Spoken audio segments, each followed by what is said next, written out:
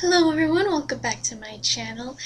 Today's video I wanted to talk a little bit about one of my favorite older books. You should know this one quite well too.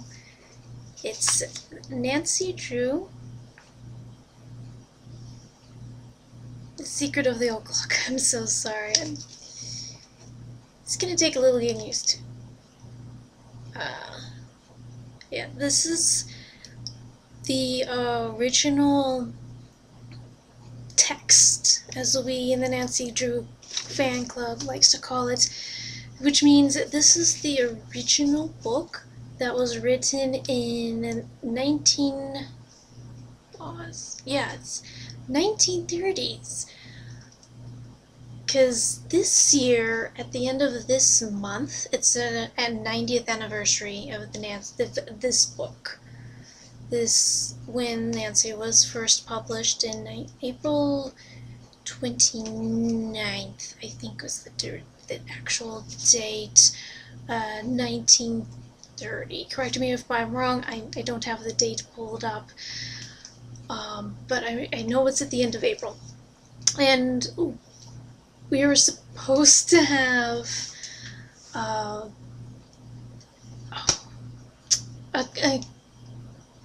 convention in honor of the 90th anniversary at the end of the month, but everything that's been going on, obviously that's happened to be canceled, especially since it was supposed to be in New York City.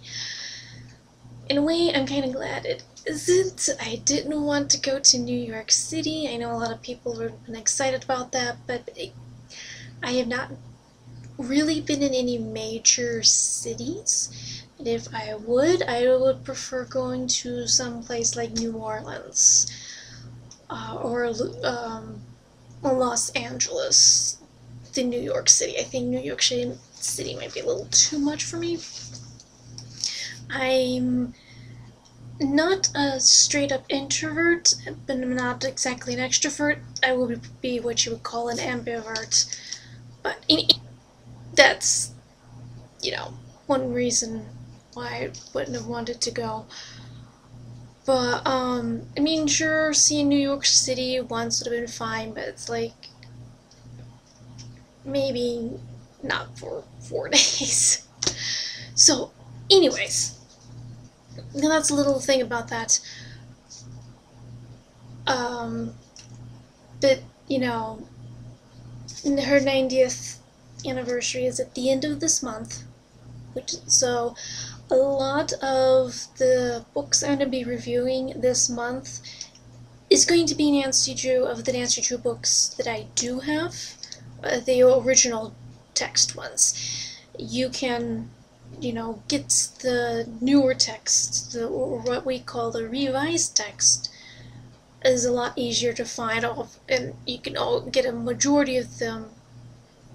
Well, correction, you can get all of the original 50. Yeah, the original 58 Nancy Drew books on Kindle. And sorry, I was also trying to, because I've been getting those on Kindle and the Hardy Boys, so I've been getting them simultaneously. I was just trying to think. I was like, wait a second, isn't 58, because Nancy Drew books goes to past 60, and on Kindle the Hardy Boys do as well, but they've got like a huge chunk missing from like numbers 58 to 107, I want to say. So so I was getting those numbers mixed up. But yes, you can get the original 58 on Kindle right now. I'm hoping they might go on sale, but if not, then you can still get them, or if you can do like what I've been doing and just get a few at a time, kind of build up your Kindle library, and so you can have room for books like, for the original texts, because these are a little harder to find. And they have been republished recently with newer covers. This is obviously one of the older covers. The other ones I'm thinking of are called, I think it's yeah, the Applewood books, because here's The Hidden Staircase in the Applewood format. These are the newer ones, and they're a little easier to find than, you know, the literal books that were published in 1930. Anyways, I grew up with the revised text versions, so reading this was kind of interesting. It still kind of got a lot of the same, you know, plot points to it, but there are some differences. Obviously, the text was revised from the original because of some racial concerns, and after reading some of these, I can see why. There are some racial well, I should say, there are some points in there that seem very racially biased. You know, so like it's not in this book, but in a later book, you know, there's talk against some of the races. I won't go into much detail about it, but you know, there's some kind of disparaging words said against certain races. So, you know, reading that's like, yeah, I can see why they would want to change that. Some of that was not needed in the modern era, so they did revise that, and I'm glad they did take some of that out, but in a way, they also took out quite a huge chunk of what the original storyline was as well, and some of Nancy's character development. Well, not say character development, but, you know, some of her character quirks were taken out as well. She seems a little bit more hard-headed and hot-headed in a way, too. She seems quite capable of taking care of herself. She actually, in the original books, she's learned how to shoot a gun. And her dad has given her a gun so she can protect herself, and she does use it to protect herself and her friends from time to time. But obviously that was taken out as well in the revised text, so, you know, but it's also in a way like it would make sense for her to have a gun. She is a woman, and, you know, it kind of gives her an advantage that she would desperately need against, you know, if she's like up against one or more guys, especially bigger guys, and, you know, in the one case she actually does use it, it was against a wild animal who was going to attack her. So, you know, some plot points were like, yeah, I can see why they had to take some of that out, and then other times it's like, but this was better. You could have kept that. I mean, you know, I didn't exactly see much of a problem with that. So anyways, yeah, this is an old classic, the very original book. This literally, let me see, does it have the actual date? Yep, I actually have copyright 1930 copyright. I don't know if you can see that. A 1930 copyright book right here, A Secret of the Gold Clock. Anyways, I'm sorry, I'm not going into much details into this book. Like I said, the majority of the plot points in this story is very similar to the revised text. So it's Nancy looking for a Josiah Crowley's will, and, you know, based on the title, you know where it was hidden. So, but, so like I said, the characters the majority of the time are still the same. Helen is actually younger.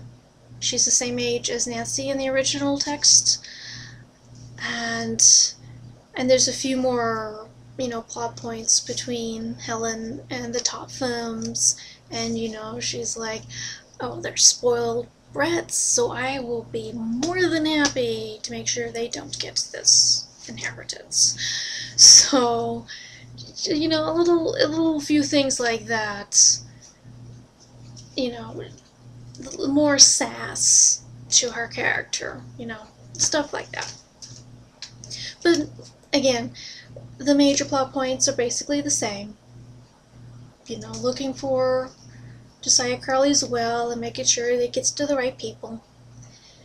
And, you know, as always, it's one of the greater classics. If you are not sure if you want... Okay, let me start over that thought again. This, I would say, is appropriate for 12 and up.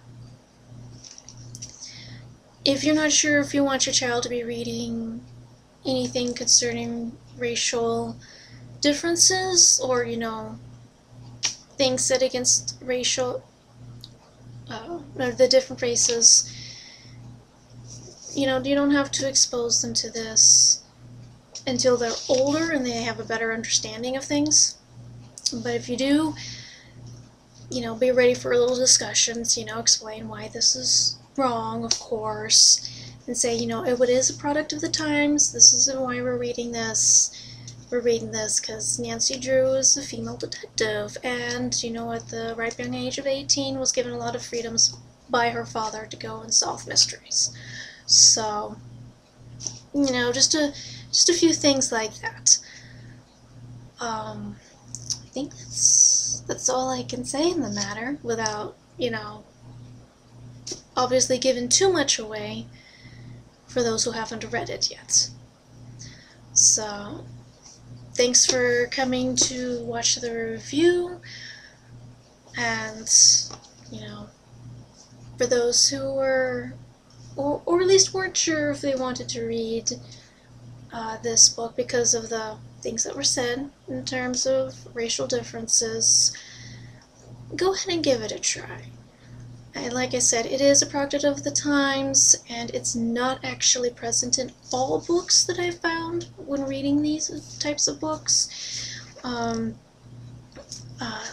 had a little rant with the Adventure Boys saying I was, you know, assumed that when people said swarthy they meant African Americans, and then finding out that's not what it actually meant. It meant more like Portuguese, Spaniard, Mexican, and Greek or Italian.